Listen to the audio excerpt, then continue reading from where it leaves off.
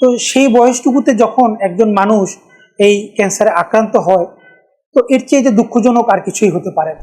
বিশেষ করে ইয়াং বয়সে কেন এই ক্যান্সার বেশি হচ্ছে, তো এই কাজগুলো করার কারণে দেখা যায় যে কোলোরেক্টাল ম্যালিগনেন্সি তৈরির একটি অন্যতম প্রধান কারণ।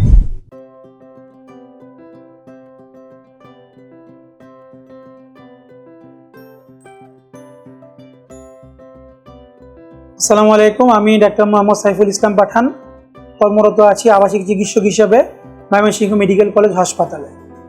আজকে আমি কোলোরেক্টাল ক্যান্সার বা কোলোরেক্টাল ম্যালিগনেন্সি নিয়ে কিছু কথা বলবো।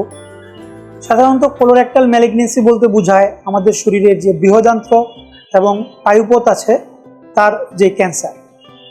সারা পৃথিবীতে অত্যন্ত আশঙ্কাজনকভাবে এই কোলোরেক্টাল ম্যালিগনেন্সির পরিমাণ বাড়ছে এবং এর মধ্যে অত্যন্ত দুঃখের বিষয় হচ্ছে এটি 30 থেকে 40 বছর বয়স্ক নারী পুরুষের মধ্যে অনেক বেশি পরিমাণে দেখা যাচ্ছে। তো আমাদের দেশে বা সারা পৃথিবীতেই 30 থেকে 40 বছর বয়স্ক নারী বা পুরুষ তারা হচ্ছে সবচাইতে কর্মক্ষম একটি জেনারেশন। তো একটি মানুষ যখন তার জীবনের সবচাইতে সোনালী অধ্যায়টি পার করছেন, যে সময়ে তিনি তার পরিবারের জন্য, সমাজের জন্য, রাষ্ট্রের জন্য, এমনকি সারা পৃথিবীর জন্য কোনো না কিছু করার জন্য উনি এলিজিবল বা উনি সক্ষম, তো সেই বয়সটুকুতে যখন একজন মানুষ এই ক্যান্সারে আক্রান্ত হয়, তো এর চেয়ে যে দুঃখজনক আর কিছুই হতে পারে না। তো এই জন্যই সারা পৃথিবীতেই এই কোলোরেক্টাল ম্যালিগনেন্সি নিয়ে বিভিন্ন রকমের সভা, সেমিনার, সিম্পোজিয়াম এগুলো হয়। কিভাবে এই ক্যান্সার থেকে মুক্ত থাকা যায়, বিশেষ করে ইয়াং বয়সে কেন এই ক্যান্সার বেশি হচ্ছে এবং ইয়াং জেনারেশন কিভাবে এই ক্যান্সার থেকে বেঁচে থাকতে পারে, তো এই জিনিসগুলো নিয়ে অনেক বেশি গবেষণা বলেন, আলোচনা বলেন, এগুলো হতে থাকে। তো আমাদের দেশেও আমরা ক্যান্সার বিশেষজ্ঞ যারা আছি, তো আমরাও এই জিনিসগুলো উদ্বেগের সাথে লক্ষ্য করি এবং চেষ্টা করি খুঁজে বের করার যে কেন ইয়াং জেনারেশনের মধ্যে কোলোরেক্টাল ম্যালিগনেন্সি অনেক বেশি পরিমাণে দেখা যাচ্ছে। সাধারণত যে কারণগুলো বেশি পরিমাণে উল্লেখ করা হচ্ছে তার মধ্যে একটি হচ্ছে সেডেন্টারি লাইফস্টাইল অথবা কায়িক শ্রমবিহীন জীবনযাপন, অর্থাৎ দিনের অধিকাংশ সময় অথবা কর্মঘণ্টার অধিকাংশ সময় বসে বসে কাজ করা, কোনো রকমের কায়িক পরিশ্রম না করা, কোনো রকমের শরীর থেকে ঘাম না ঝরানো, তো এই কাজগুলো করার কারণে দেখা যায় যে কোলোরেক্টাল ম্যালিগনেন্সি তৈরির একটি অন্যতম প্রধান কারণ।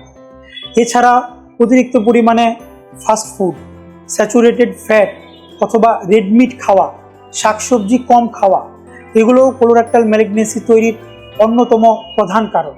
এছাড়া ধূমপান, মদ্যপান, এই কারণগুলো তো রয়েছেই।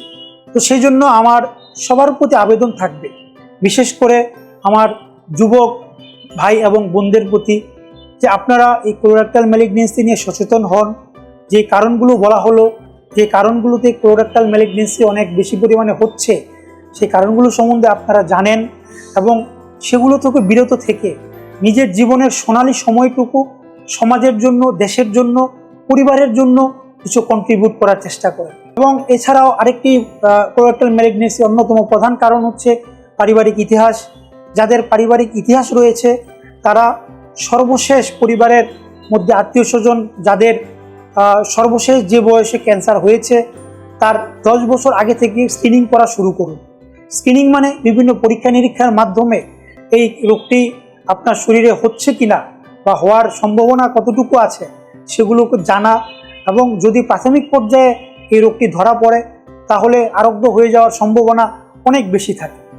এই জন্য নিয়মিত স্ক্রিনিং করুন, কায়িক পরিশ্রম করুন এবং একটি সুন্দর খাদ্যাভ্যাস গড়ে তুলুন। সবাইকে ধন্যবাদ। আসসালামু আলাইকুম।